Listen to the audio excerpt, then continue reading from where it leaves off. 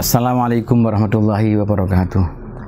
Bismillah, alhamdulillah, wassalatu wassalamu ala rasulillah Sayyidina wa maulana Muhammad ibni Abdillah wa ala alihi wa ashabihi wa maulah wa la hawla wa la quwata illa billah. Asyhadu an la ilaha illallah wahdahu la syarika lah wa asyhadu anna sayyidina wa maulana Muhammadan abduhu wa rasuluhu fa innaka mansur. Qala rabbi shrah li sadri wa yassir li amri wa hlul 'uqdatam min lisani yafqahu qawli. Rabbana iftah bainana wa baina qaumina bil haqqi wa anta khairul fatihin. Minha khalaqnakum wa fiha nu'idukum wa minha nukhrijukum taratan ukhra. Ila hadratin Nabi Mustafa sallallahu alaihi wasallam wa ila mu'allif hadzal kitab Arba'in Nawawi wa syarhihi Syekh Ibnu Taqi' al-'Aid.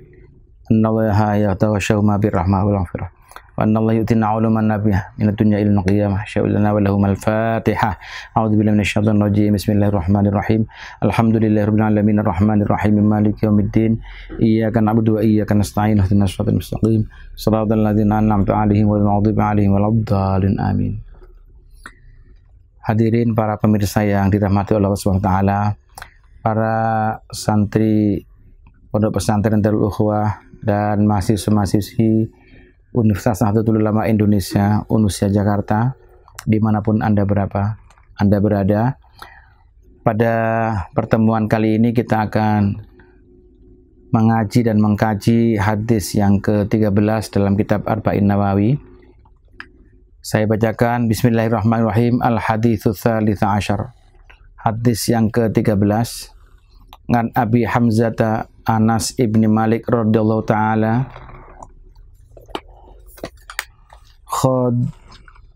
khadimi Rasulillah sallallahu alaihi wasallam anin Nabi sallallahu alaihi wasallam qala, Nabi bersabda, la yu'minu ahadukum hatta yuhibba li akhihi ma yuhibbu li nafsihi.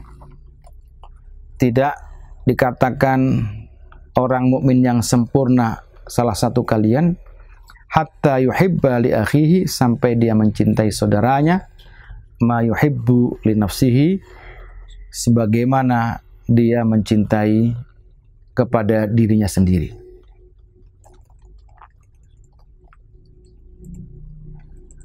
Hakadha jaa fi Sahih Bukhari li akhihi min ghairi syakkin. Dalam hadis Sahih Bukhari bahasanya memang li akhihi.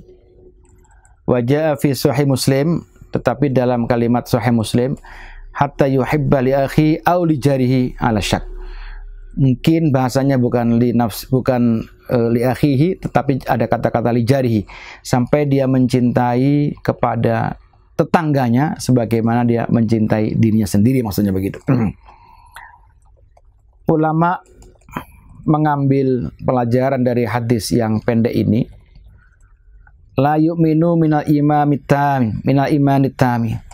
Artinya dikatakan tidak menjadi mukmin yang sempurna. Minal imanit tami, tidak menjadi mukmin yang sempurna. Bukan berarti tidak beriman. Orang yang tidak mencintai orang lain seperti mencintai dirinya tetap mukmin dia. Tetapi jika dia bukan mukmin yang sempurna. La yakmilu imanu ahadikum hatta yuhibba li akhi fil Islam ma yuhibbu nafsihi. Jadi tidak sempurna saja, tidak kamil. Maka hanya berkurang imannya. Tidak sesempurna kalau dia bisa menciptakan bahwa apa yang dirasakan tetangganya, apa yang dirasakan saudaranya sesama muslim, itu juga dia bisa merasakannya. Hadis ini satu arah makna dan satu pengertian dalam Al-Quran. Allah mengatakan wal mu'minuna wal mu'minatu ba'dhum awliya'u ba'd.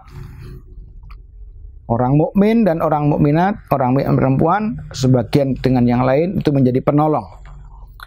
Ya'muruna bil ma'ruf wa yanhauna 'anil munkar wa yuqimuna shalah wa yu'tuna zakata wa yuti'una Allah wa rasulah ulaika sayarhamuhumullahu innallaha azizun hakim. At-Taubah 71.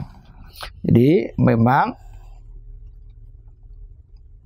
tugas orang mukmin kepada orang mukmin yang lain adalah saling menolong, saling mengingatkan amar ma'ruf nahi munkar.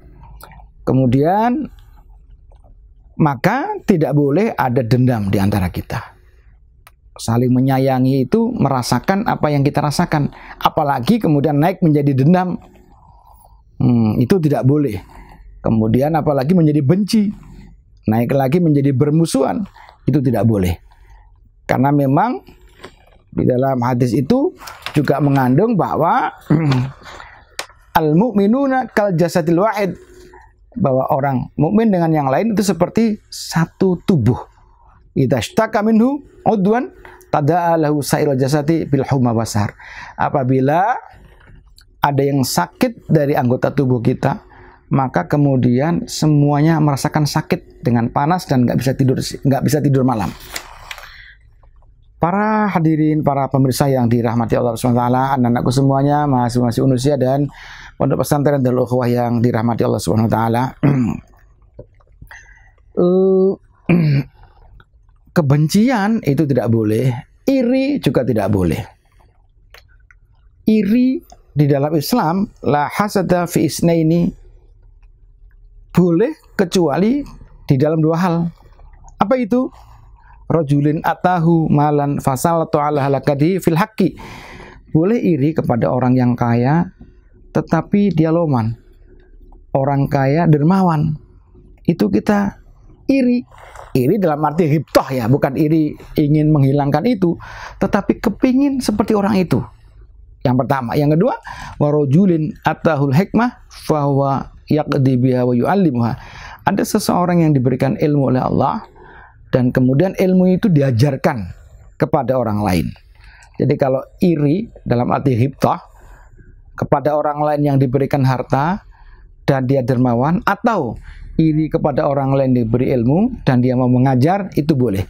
Tetapi sekali lagi bukan iri dalam arti hasud, bahwa agar nikmat tetangganya, nikmat orang lain hilang, tidak seperti itu. Tetapi ini dalam arti ghibtah. Apa bedanya? Bedanya begini. Kalau hasud itu, dia melihat kenikmatan orang lain, ingin seperti itu, dan nikmat orang lain biar hilang.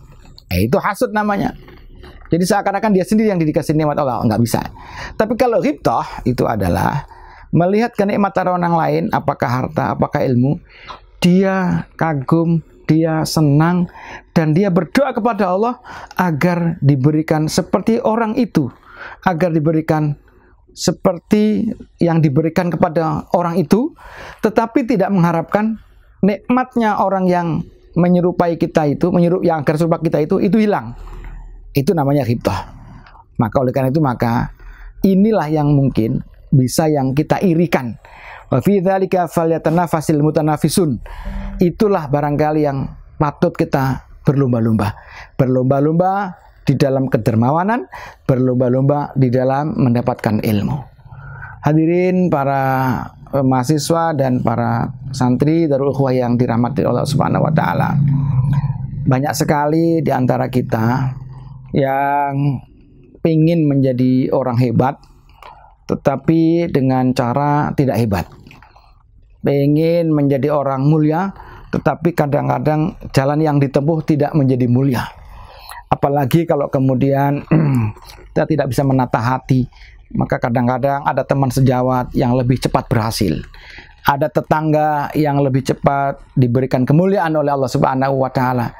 Maka sesungguhnya sebagai umat sesama manusia, sesungguhnya kita patut bersyukur kepada Allah Subhanahu wa taala. Justru bukan yang kita munculkan iri dan dengki, kemudian kebencian, apalagi sesama umat Islam. Mudah-mudahan ada manfaatnya. Wallahul muwaffiq ila aqwamit thoriq. Wassalamualaikum warahmatullahi wabarakatuh.